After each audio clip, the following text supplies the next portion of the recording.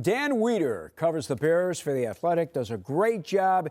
He is a regular here on CST, and he joins us.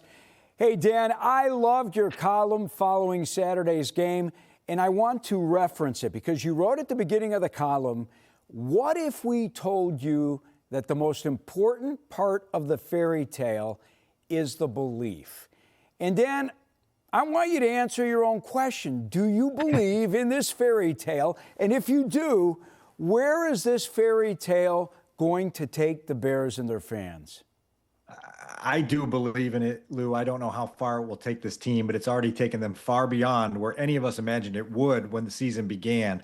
So much of that is about this confidence that this team has built up, their ability to be poised and really resilient under some dire circumstances. And it was all evident Saturday night in what was just a wild finish to what had been really for 2.5 hours a dud of a football game from a Bears perspective. And to see this team never find the crack, to be able to persevere and find a way to win another close game, it's become who they are. They are a clutch football team that believes if there is time left on the clock, they still have a chance to win. They have a quarterback that believes that more than anybody on the roster, and it gives you a chance to do some remarkable things, and on they go now to the playoffs. All right, I want you to give me your own personal experience from Saturday night, because you wrote that Nashawn Wright afterwards told you he didn't even run towards DJ Moore. He ran the opposite way, but he didn't know why he ran the opposite way. He was just running around with his hair on fire, and Josh Blackwell called it an out-of-body experience. Were you on the field there at the very end?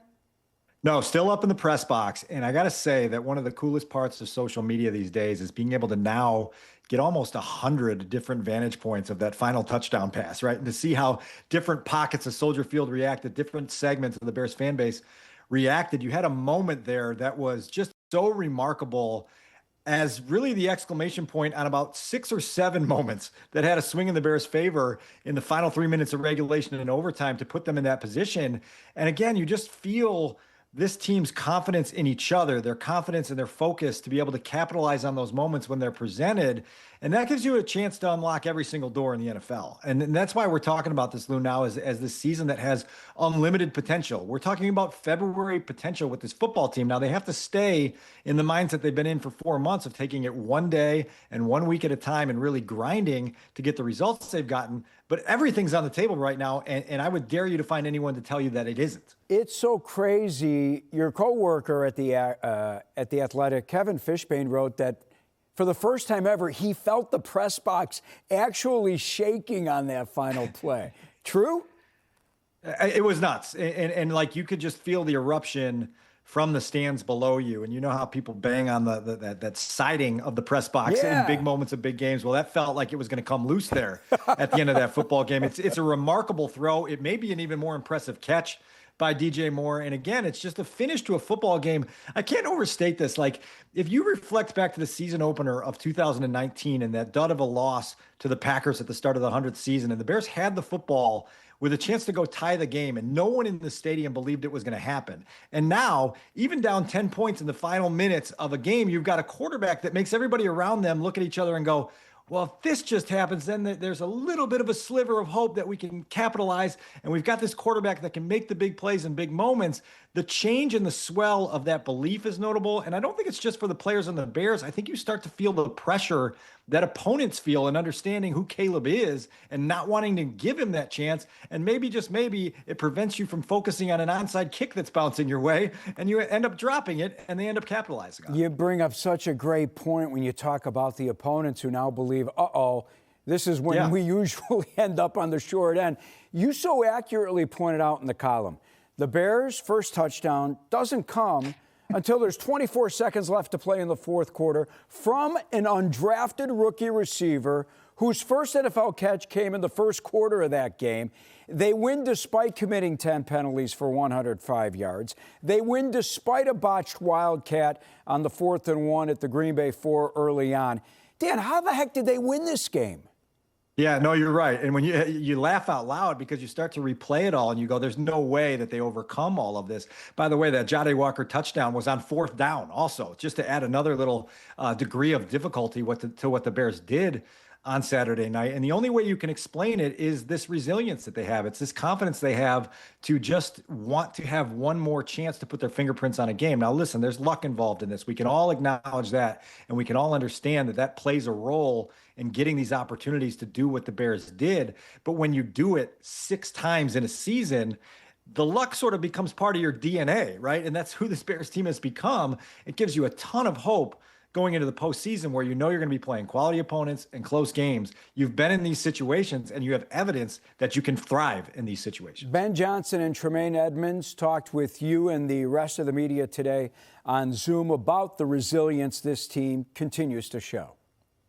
You want to be a clutch team. I think you want to be able to handle the pressure and rise to the occasion. And I think we've got a team built like that. In previous years, having competed against this team, we didn't win those type of games. And so to see that shift in our favor, I think that's a great thing. And like I said, we can still get better to the point where we're not putting ourselves in those situations as much and go into the fourth quarter with a lead and potentially close out games that way. The energy and the belief, I think that's the main thing. You know, not even thinking about the playoffs and stuff. It's about the belief to win each week.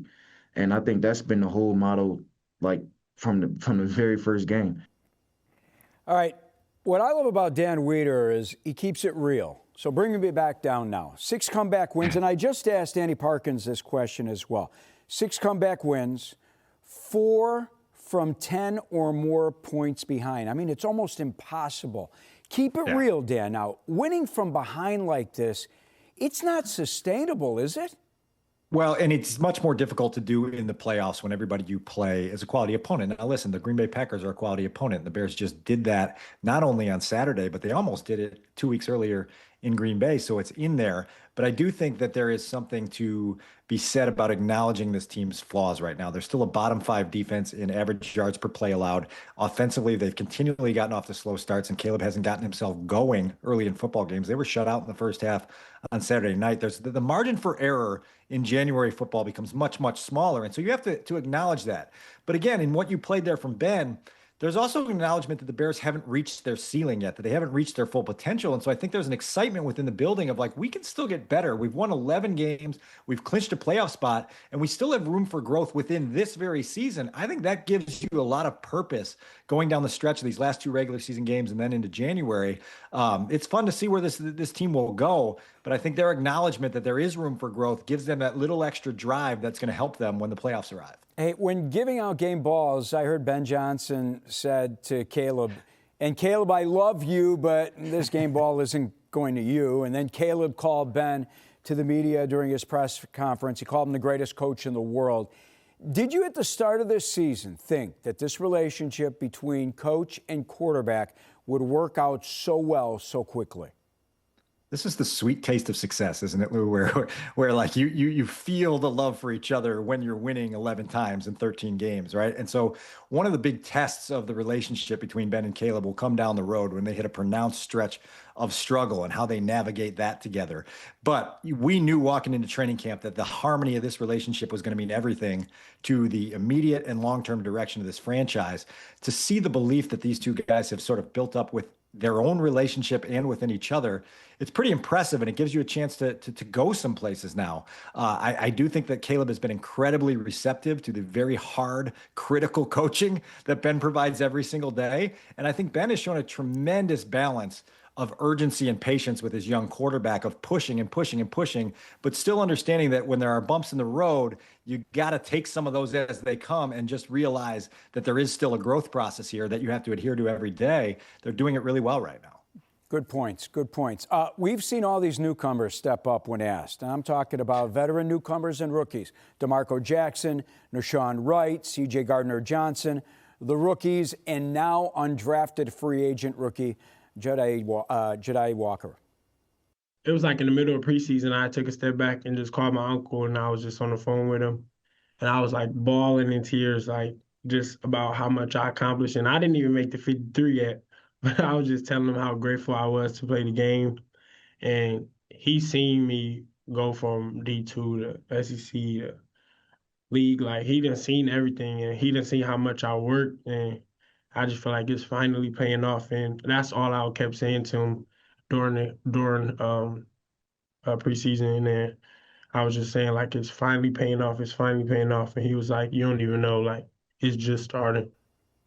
I wanted to give Jade some love there. How's the coaching staff getting the best out of all these new guys on this team? I love this story because Jade Walker is representative of this sort of next man up philosophy in the NFL that you hear about all the time. But the Bears have perfected this year. You named about a half dozen guys there that have come up in big moments in big ways. It's just a product of keeping everyone ready for their moment. The coaching staff deserves a lot of credit for it. The players themselves deserve a lot of credit for keeping themselves ready. I love that Jade Walker made this team in August based in part because of the infectious energy he brought to the practice field every day. The coaching staff took to that and said, we could use some of this juice on an everyday basis in our building. And so he got himself an opportunity. And then at the end of the preseason, he wins a game in Kansas City with a game-winning touchdown pass from Tyson Bagent, and he wins more confidence from the coaching staff. And so now you just see how these stories are put together brick by brick and how guys being ready for their moment then provides them opportunities to be ready for more big moments. And Jade Walker, after a long, long layoff and making his first catch of the season in the first quarter Saturday, getting an opportunity on fourth down in the final minute of a huge game against Green Bay and capitalizing on it, it tells you everything you need to know about the readiness of this team and the way that they are equipped for some of this pressure. Yeah, you are right, man. Bears clinched a playoff berth yesterday thanks to Aaron Rodgers and the Steelers. How ironic is that? Pittsburgh beats the Lions. Last year, this Bears team won 5 games. And it's not this Bears team, but this Bears organization won 5 games. So they go from worst to first under Ben Johnson in his first season. I forgot, how many games did you have the Bears winning at the beginning of the season? I think I had them at 8-9 at the start. Unbelievable. Unbelievable turnaround, right? There's no question. And you just, it's not just the victories, it's the manner that they've come, and it's what you've felt being established inside Hallis Hall every single week since July. And again, you give Ben Johnson a ton of credit for the urgency that he creates in that building for everyone there. And DJ Moore said it last week, like there is a sense amongst players of, I don't want to screw up and let him down, you know? And so that's very, very important for a team to feel, but they also feel this energy of building towards something. And now that you've done it week after week after week, you've had your signature victory over the Super Bowl champs on Black Friday. You've now beaten the rival Packers. You've now set yourself up an opportunity to not only host a playoff game, but if all breaks correctly, you might skip the wild card round of the postseason and get a bye and get that top seed in the NFC. It's incredible to see how rapidly they've turned this thing around. Nobody envisioned this happening when we reported to training camp in July. I'm glad you brought that up. So who do the Bears not want to play in the playoffs as we look ahead? I mean, it's crazy to think that if they started today, they'd be hosting Green Bay again, right? Like it'd give Ben his opportunity to beat Matt LaFleur twice in a year, right? Like he really enjoys it. Maybe he gets a third crack at them. I don't know. That matchup feels dangerous to me, but it also feels like the most fun. And so if this plays out the way it might play out, you've got yourself an opportunity for some great theater in January. I feel like those 3 teams in the NFC West are really, really complete. The Bears will see one, obviously, Sunday in San Francisco. You've got to be ready now for the step up in competition. And not only the step up in competition, but the step up in pressure that comes with playoff football. The guys on this roster that have been there can communicate that, but the newcomers are going to have to feel that a little bit for themselves to understand what this is all about. Dan, last question. How do you want to see this Bears team handle these last 2 games? I know there's some guys that are nicked up. A couple of guys could use some rest. But how important is it to get everyone out there, keep the momentum going as you get into the postseason? Yeah, it's important. Foot on the gas all the way to the floor. I mean, you want to try, again, you want to try to get this top seed in the NFC. If you get that top seed in the NFC, you get to skip a round of the playoffs. There's only one team in each conference that gets to do that. And so with that still on the table, you don't take your foot off the gas. You don't start playing cautious. You do everything you've done to get these first 11 victories, and you hope it gets you to 13 before the regular season ends. And then you look at that playoff bracket and you start envisioning the stair steps that will take you back to Santa Clara, California, potentially for a February game in Super Bowl 60, Lou? Who would have thought? I can't wait. Danny, as always, man, thanks for the time. We'll talk to you next week. Merry Christmas to you and the family this week, okay? Same to you as well. Enjoy the holidays.